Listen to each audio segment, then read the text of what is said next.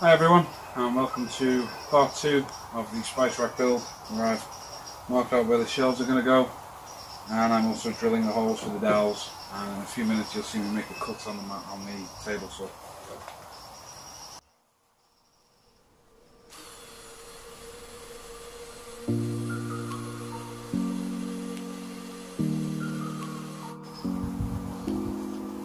So that's one side, the holes drilled in. Let's get on with the other side.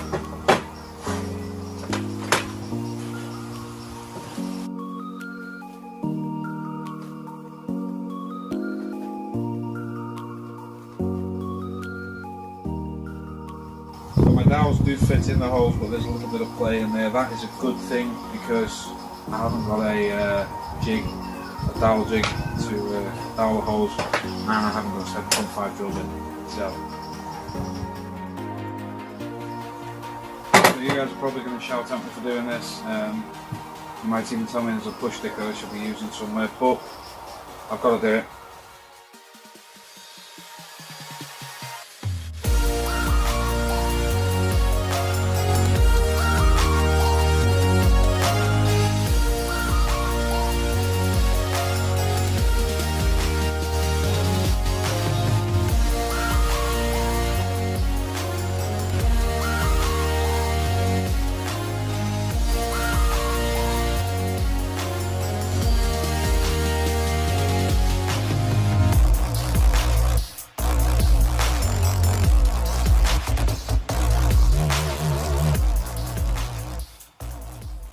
So as you can see, I've got one there that's snug down at the bottom. That was the really snug one, and it's a little bit loose up here, but like I say, that's nothing to beat the silicone won't fill.